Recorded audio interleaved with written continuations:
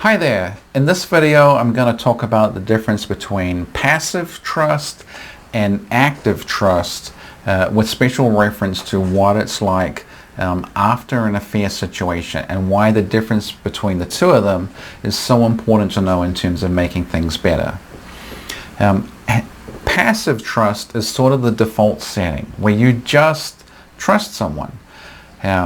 They go off to work. Now, you don't sit there and wonder, are they talking to anyone at work? Are they texting anyone? Do they have inappropriate emails? They just go off to work. You don't think about it. They come home. All is fine. They want to go out to the grocery store by themselves. It's no big deal. They want to go out to watch a movie by themselves. You don't think about it. For lack of a better term, when they're not in a position of supervision, again, lack of a better term, you don't worry about what they're up to. You just trust them. But it's a really passive, low-key trust. But when you see something, or you hear something, or someone tells you something, or you discover something, that really is a red flag that something isn't right. So something like their ex-affair partner sends them a friend request on Facebook, and the person that cheated accepts the friend request. When you see something like that, and I know for some of you who are watching this video, you are now currently in that state of now experiencing active trust, where you get that sense of, and your pulse goes up, your blood pressure goes up. You just have that sense of dread and anxiety that something really isn't right. But at the same time, you don't want to blow up the relationship and end the relationship over this one thing that you've discovered.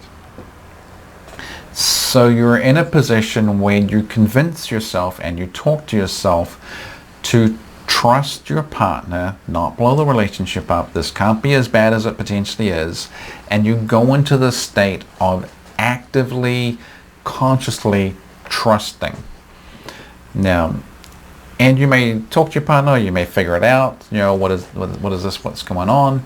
But when you're in that state, you are now actively trusting. You are forcing yourself not to end the relationship over what you've seen. And this is incredibly stressful.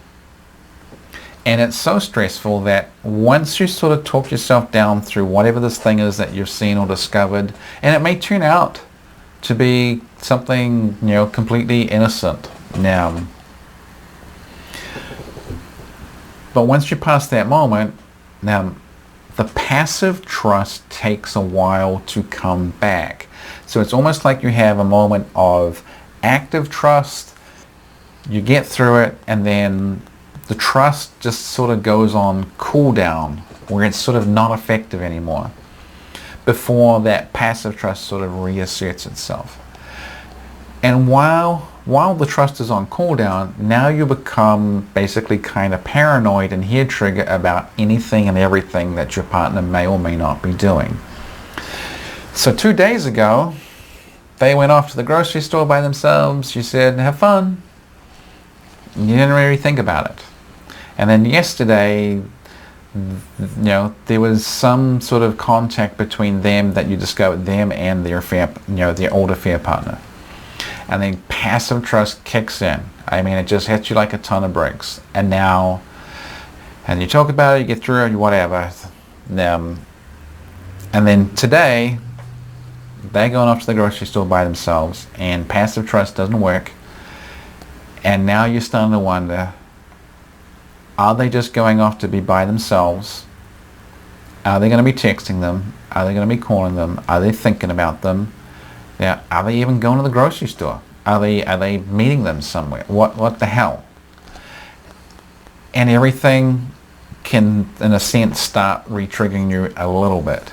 Now, and then again, there may be nothing you can particularly do about it. There may be nothing that they're particularly doing wrong. I mean, if it's just them going off to work, you may be sitting at home going, are they thinking about their old affair partner? Are they texting them? Are they calling them? Is there an email? Is there a burner phone? Is there a secret email account?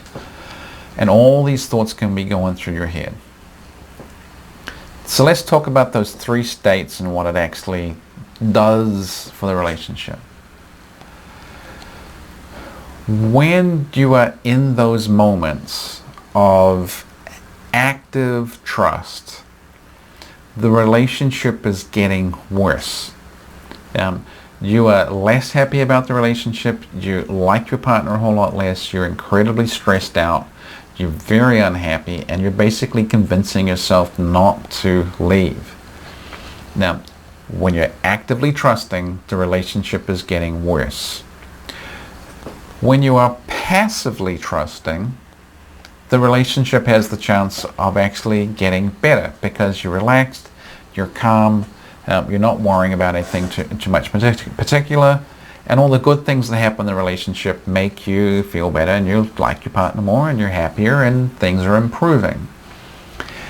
And when trust is on cooldown, you're not actually seeing anything that is really making the relationship worse, but you're really in that state of things might be happening, but you can't really prove it.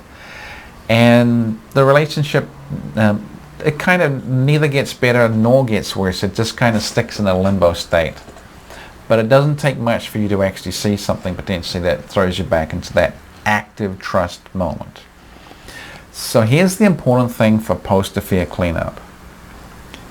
Every single time that there is some sense of triggering about the affair, and whether it is mention of the affair partner, going back to a place where some of this affair started, seeing some of the same people that had something to do with covering it up or whatever, people, places, things, objects, anything that reminds the cheated on person of the affair is going to throw them into a state of active trust. So this means it's incredibly important to not keep having the affair come back in some way and basically set the person that was cheated on, set them off. Now, it's almost the reverse of the person that had the affair seeing their affair partner or whatever getting re-triggered with that sense of, oh my goodness, yummy yummy dopamine. All those thoughts and feelings come back. So this is why you can get these sort of paradoxical blow-ups sometimes years after an affair, where it really can be something relatively incidental and maybe something fairly small or minor, but whatever it is a reminder that the affair happened, and for the person that was cheated on, it puts them right back into that same emotional state they were when they first learned and discovered about the cheating. So it's incredibly important to find ways to work around not having the cheated on person triggered, not having them thrown back into that state of having to actively trust, because when they're in that state, they are talking themselves into staying in the relationship as opposed to just calling it quits. So this is why these things like someone Facebook requests 6 years, 8 years, 12 years after whatever the affair was, and then suddenly it is just an explosive thing. Yeah. So you really have to watch what these triggers are. So that's kind of the difference between passive trust and active trust, and why trust sort of goes on cool down between those two. So if they're triggered into active trust, you really just have to bend over backwards to reassure them and basically get them through that moment of just dread and terror. Reassert that you care for them, that you love with them, that nothing is going on. Now, being that open book, open up your communication devices, whatever it takes to convince your partner that nothing is happening. So affairs can be gotten past. They're not a death sentence to any relationship necessarily. But there'll always be a sore spot. So don't poke the sore spot. And that's about it. and I will catch you next time.